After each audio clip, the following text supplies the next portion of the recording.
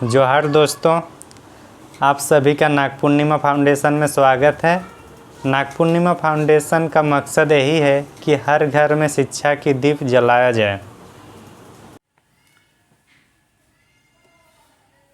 आज हम लोग विस्तार से पढ़ाई करेंगे पंचवर्षीय योजना के बारे में। इसके पहले वाले वीडियो में अगर आप नहीं देखे होंगे तो डिस्क्रिप्शन में लिंक दिया गया है। उसमें हम लोग योजना आयोग और राष्ट्रीय विकास परिषद के बारे में चर्चा किए थे। साथ ही साथ प्रथम पंचवर्षीय योजना और द्वितीय पंचवर्षीय योजना के बारे में भी संक्षेप में वर्णन किए थे। मतलब हम लोग इसके पहले फर्स्ट 5 ईयर प्लान पढ़े हैं और सेकंड 5 ईयर प्लान पढ़े हैं। आज हम लोग जो चर्चा करेंगे वो है थर्ड 5 ईयर प्लान। इसका अगर हम लोग देखेंगे कालखंड तो ये 1961 से लेकर 1966 तक था। इनका मतलब टारगेट था, 5 साल का होता है इसलिए।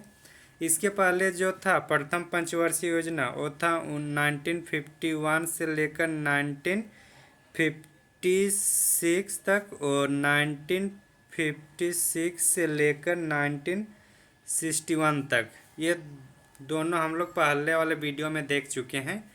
अभी हम लोग जो चर्चा करेंगे वो है थर्ड पंचवर्षीय योजना के बारे में। सबसे पहले यह योजना किन किन के मॉडल पर आधारित था उनके बारे में चर्चा करेंगे। तो ये जो मॉडल था इनका नाम था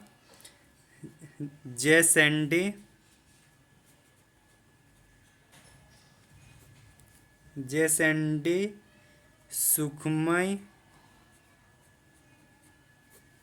चक्रवर्ती और पीसी महालनोबिस इसमें भी थे।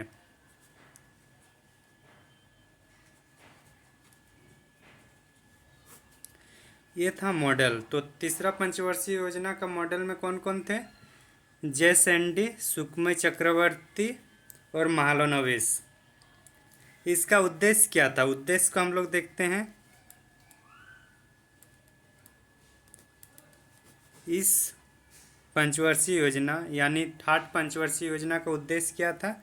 उद्देश्य था कि अर्थव्यवस्था को आत्मनिर्भर बनाना। मतलब जो हमारी भारतीय अर्थव्यवस्था है उसको आत्मनिर्भर बनाना था। आत्मनिर्भर बनाना था। तो इसी क्रम में आत्मनिर्भर कैसे बनेगा? आत्मनिर्भर बनने के लिए हम लोग का औद्योगिक जो उत्पादन है उसको बढ़ाना होगा। औद्योगिक उत्पादन के साथ हम लोग कृषि उत्पादन, और कृषि उत्पादन में बढ़ाने के लिए रासायनिक उद्योग और ईंधन शक्ति का विस्तार करना होगा। साथ ही साथ आत्मनिर्भर बनाने के लिए लोगों को एक समानता का माहौल क्रिएट करना होगा ताकि सभी लोग समान रूप से विकास में भागीदारी कर सके और जो अर्थव्यवस्था है उसको आत्मनिर्भर बनाने में सहयोग दें। लेकिन जो तीसरा पंचवर्षीय योजना था, संयोग से इसी टाइम दो युद्ध होता है, एक चीन के साथ और दूसरा होता है पाकिस्तान के साथ। और उसके जस्ट बाद 1965 या 66 के आसपास सूखा पड़ता है भारत में। तो इस तरह से जो उद्देश्य रखा गया था तीसरा पंचवर्षीय योजना में वो उद्देश्य पूरा नहीं होता है। तो आत्मनिर्भर बनाना था, तो उसके लिए आत्मनिर्भर बनाने के लिए हम लोग को क्या करना जरूरी था? खाद्यान्न उत्पादन को क्या बढ़ाना था। तभी तो आत्मनिर्भर बनेगा। जब लोगों के पास खाना रहेगा तभी तो लोग आगे काम करेंगे, रोजगार प्राप्त होगा। तो रोजगार प्राप्त करने के लिए क्या होगा? उद्योग को विकास करना होगा, इस्पात उद्योगों का विकास करना होगा। और कृषि क्षेत्रों में भी विकास करना होगा, क्योंकि जब 1961-66 की बात किया जाए तो उस टाइम मूलतः हमारा जो जीडीपी था वो कृषि पर निर्भर था।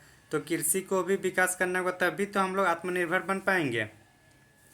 लेकिन जो संजोग से जो घटना घटा, घटना में कौन कौन सा घटना हुआ? प्रथम जो हुआ था भारत और चीन के बीच युद्ध, भारत चीन के बीच युद्ध, ये कब हुआ था? ये हुआ था 1962। दूसरा, भारत जैसे चीन ने युद्ध किया तो उसके जस्ट बाद पाकिस्तान ने भी युद्ध कर दिया, और ये था 1965 में। और उस कुदरत का भी कहर उस टाइम पड़ने लगा और सूखा हो गया, सूखा हो गया जलवायु। तो इससे क्या होगा ना, और ये जो सूखा हुआ ये है 1965 से लेकर 66। ये जो तीनों चीज़ एक के बाद एक घटना घटी, इससे भारतीय अर्थव्यवस्था को पूरी तरह से कमज़ोर या चकनाचूर कर दिया। और इस तरह से जो सबसे मतलब पहला पंचवर्षीय योजना जो असफल रहा वो था थर्ड पंचवर्षीय योजना। क्यों असफल हुआ? क्योंकि यहाँ पे युद्ध हुआ, फिर सूखा हुआ, तो इस तरह से अपने उद्देश्य को प्राप्त नहीं कर सका। फिर भी इस योजना के तहत 1964 में बोकारो स्टील प्लांट का स्थापना होता है। कौन सा? बोकारो स्टील प्लांट, यह हमारे झारखंड में है। कब है? 1964। और इसका सहयोग कौन किया था? यूएसएसआर ने। कुल मिलाकर तीसरा पंचवर्षीय योजना को हम लोग असफल ही मानते हैं।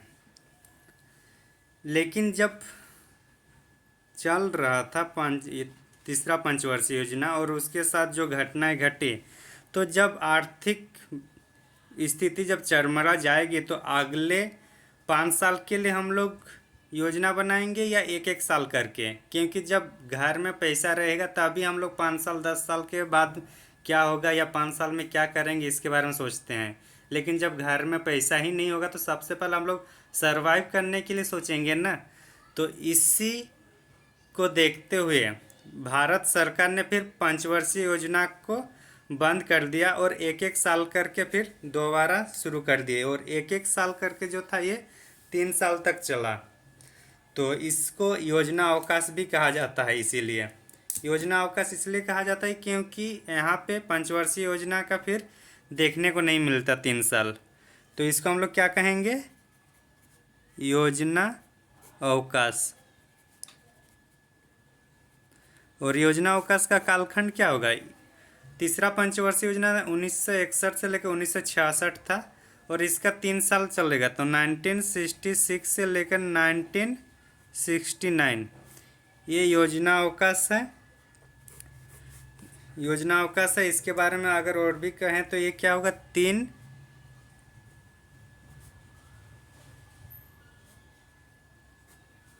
3 वार्षिक योजनाएं,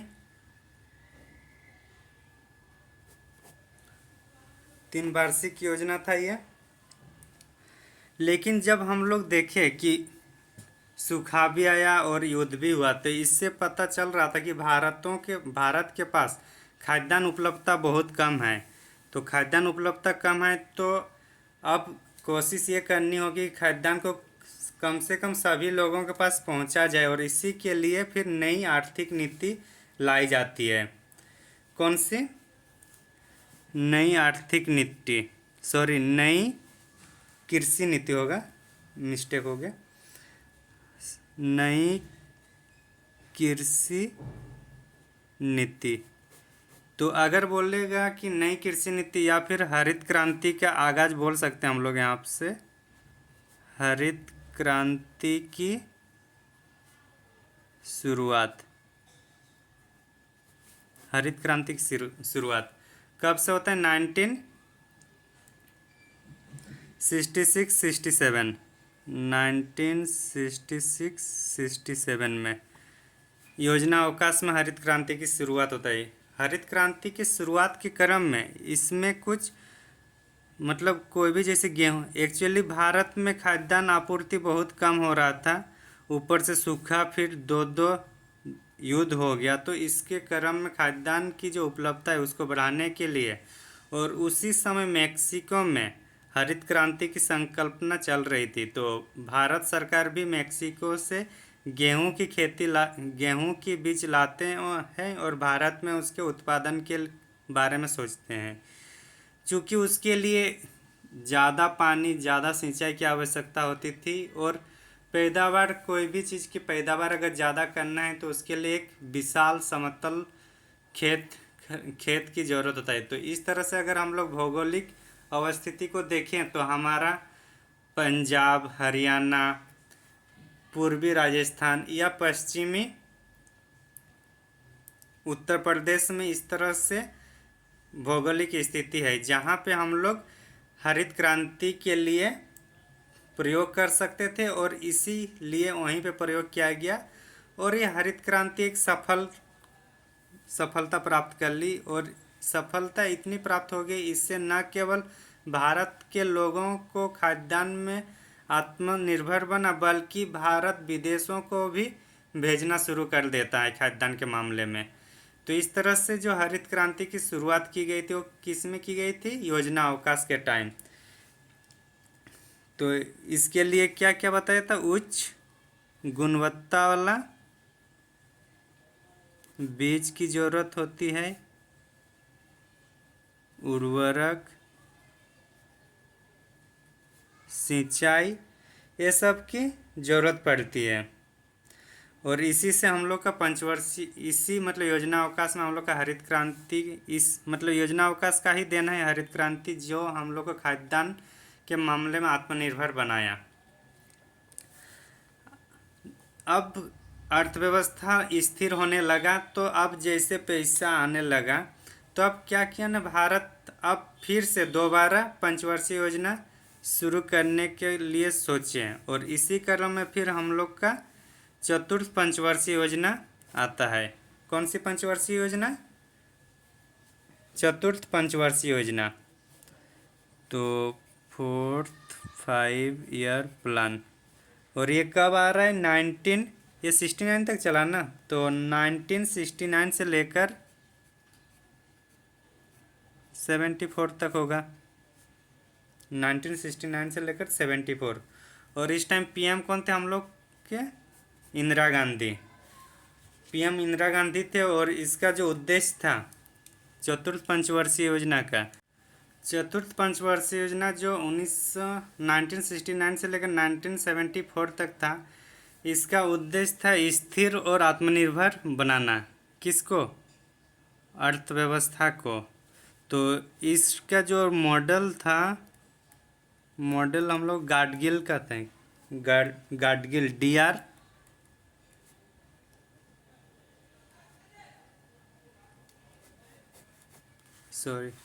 आर गाडगिल का इसका मॉडल था चतुर्थ पंचवर्षीय योजना।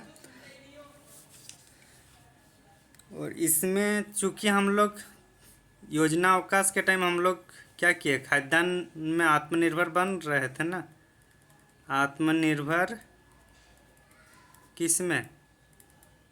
खाद्यान्न के क्षेत्र में। जब खाद्यान्न के उत्पादन में आत्मनिर्भर बनेगा तो उसको हम लोग एक जगह इकट्ठा करेंगे, तो उसके लिए फूड कॉरपोरेशन ऑफ इंडिया का गठन किया गया था।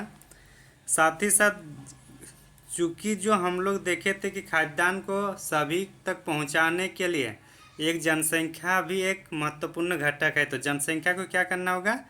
कंट्रोल करना होगा, यानी परिवार नियोजन।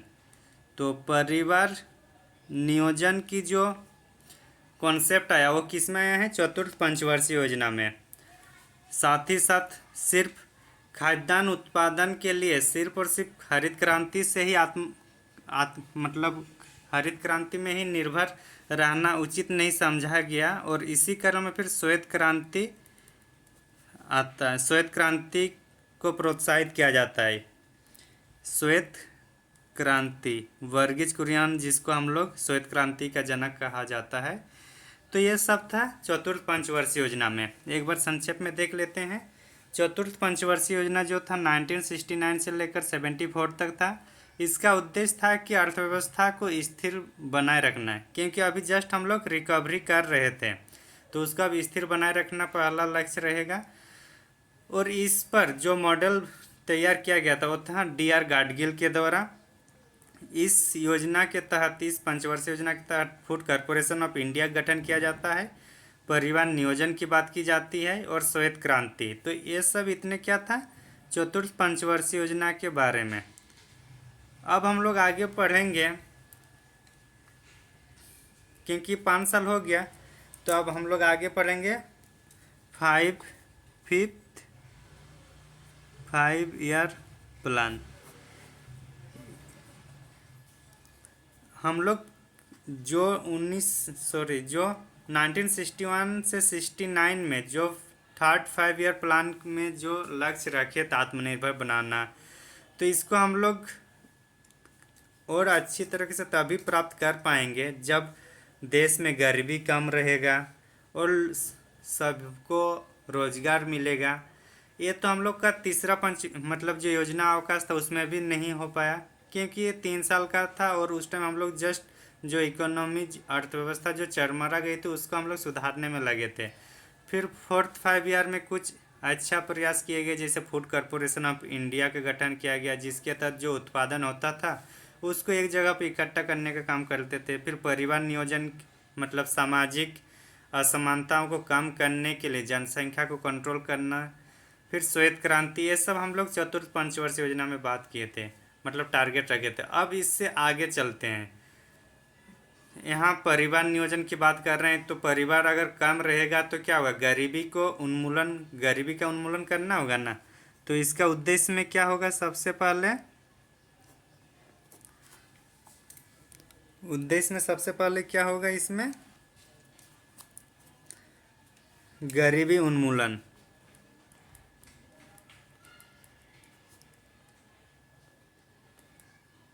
गरीबी उन्मूलन गरीबी उन्मूलन करने के लिए क्या क्या होगा, सबके पास अनाज पहुंचाना होगा, लोग भूखमरी से ना मरे, ये सब का प्रावधान देखना होगा। साथ ही इसका और एक उद्देश्य था आत्मनिर्भर बनाना। ये आत्मनिर्भर हम लोग कब से बनना शुरू किए हैं, 1961 मतलब थर्ड पंचवर्षीय योजना से, और अभी तक बन ही रहे हैं 5 ईयर तक। आत्मनिर्भर बनने के लिए हमको सामाजिक असमानताएं को भी दूर करना होगा और गरीबी क्या करना होगा, PDS सिस्टम इसी के तहत लाया गया है। क्योंकि जब लोगों के पास अगर कम से कम रोटी कपड़ा मकान अगर मिल जाए तो बाकी वो लोग काम करके और रोजगार करके अपना स्टैंडर्ड ऑफ लिविंग को बढ़ाएंगे।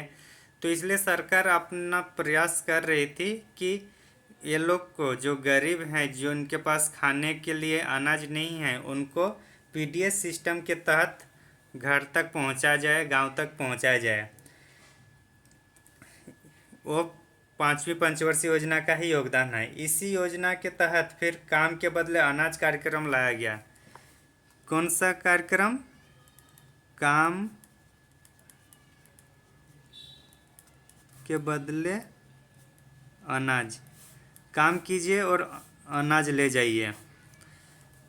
तो क्योंकि PDS सिस्टम उतना नहीं सप्लाई हो पा रहा था, तो इसलिए काम के बदले अनाज भी मिलना शुरू हो गया था इसी क्रम।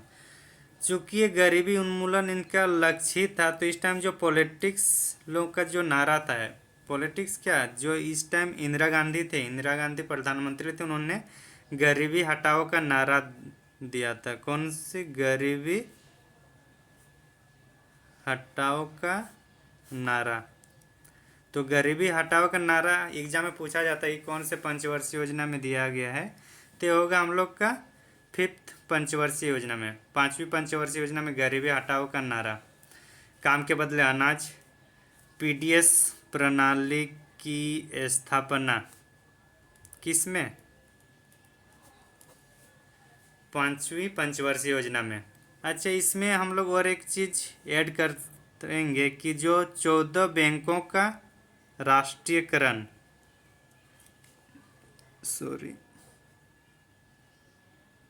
14 बैंकों का राष्ट्रीयकरण किसके तहत होता है, चतुर्थ पंचवर्षीय योजना के तहत।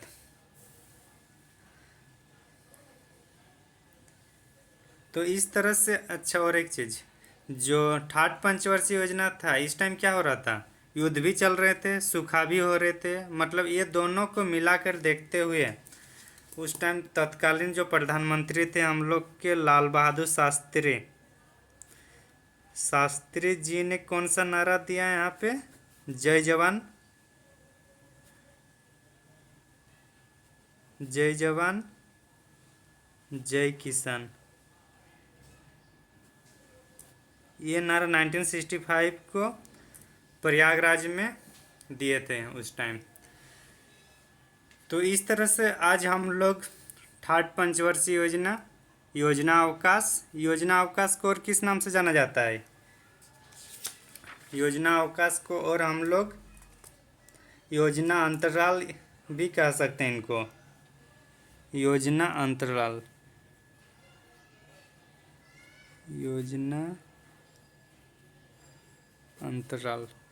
तो इस तरह से हम लोग फिर चतुर्थ पंचवर्षीय योजना के बारे में पढ़े, फिर पांचवी पंचवर्षीय योजना के बारे में पढ़े, और इसके पहले वाला पहला और दूसरा पंचवर्षीय योजना के बारे में नहीं पढ़े तो नीचे डिस्क्रिप्शन में लिंक दिया गया है, उसको एक बार ज़रूर देखें। आज के इस वीडियो में इतना ही। हमारा प्रयास आपको कैसा लगा और इस प्रयास को लेकर आपका क्या सुझाव है, कमेंट सेक्शन में ज़रूर बताइएगा। हमें आपकी प्रतिक्रिया का तहे दिल से इंतज़ार रहता है। नमस्ते, जोहार, जय हिंद।